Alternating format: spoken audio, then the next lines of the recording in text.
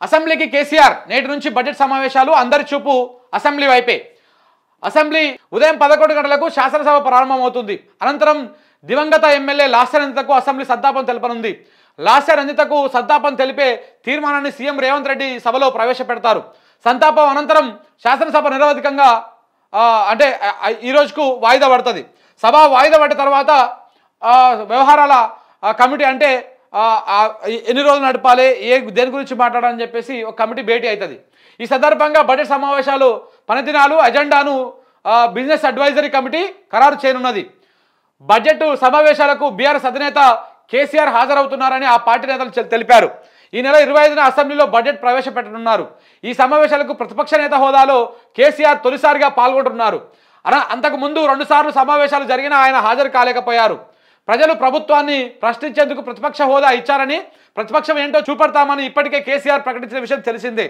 ఇప్పటికే పార్టీ మారిన శాసనసభ్యులపైన అనర్హత వేటు వేయాలని అసెంబ్లీ వేదికగా కూడా ప్రశ్నిస్తేందుకు బీఆర్ఎస్ సిద్ధమవుతా ఉంది.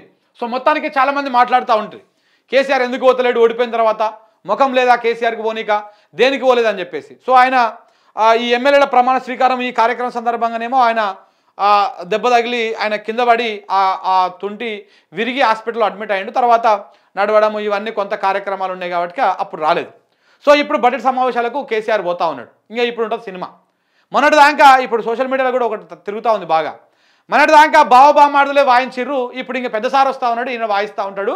రేవంత్ రెడ్డి ఇప్పుడు తట్టుకోవాలి, రేవంత్ రెడ్డి ఇప్పుడు దానికి సమాధానం చెప్పాల్సినటువంటి అవసరం ఉంటుందని చెప్పేసి సోషల్ మీడియాలో పోస్టులు వస్తూ ఉన్నాయి. సో ఏదేమైనా ఒక బలమైనటువంటి ప్రతిపక్ష నాయకుడు ప్రతిపక్ష హోదాలో కేసీఆర్ అక్కడ కూర్చొని మాట్లాడితే దానికి అధికార పక్షము అంతే సమర్థవంతంగా దాన్ని తిప్పికొట్టేటువంటి ప్రయత్నం చేయాలి. మరి ఏం చేస్తుంది? ఇప్పటికే ఈ 8 నెలల 8 నెలల వ్యవహారంలో రేవంత్ రెడ్డి పాలనా తీరుపైన యావత్తు తెలంగాణ మొత్తం ముక్కున వేలేసుకుంటుంది. ఇదేం కథ, ఉన్నది వాయ ఉంచుకున్నది వాయ అన్నట్టుగా ఏదో అంటారు చూసినావా, కొన నాలుగకు మందేస్తే ఉన్న నాలుగే ఊసిపోయిందని. ఏదో కేసీఆర్ కంటే మంచిగా ఇస్తాడు, కేసీఆర్ కంటే ఇంకా కొంత మంచిగా బెటర్గా ఇస్తాడని చెప్పేసి ఈయన ఎక్కిస్తే ఈయన మొత్తం ఉన్న కాడికి ఊడగొడతా ఉన్నాడు అని చెప్పేసి ఇప్పటికే సామాన్య ప్రజలు కూడా మాట్లాడుకుంటున్న పరిస్థితి కనపడతా ఉంది.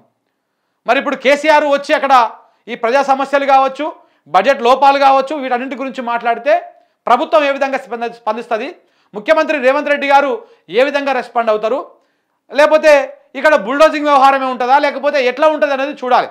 ఎందుకంటే ఆయన సభలో అందరికంటే ఎక్కువ సీనియర్ ఎమ్మెల్యే ఆయననే, అంటే ఎక్కువసార్లు గెలిచినటువంటి ఎమ్మెల్యేగా కూడా ఆయనకే ఉన్నది ఆ హోదా.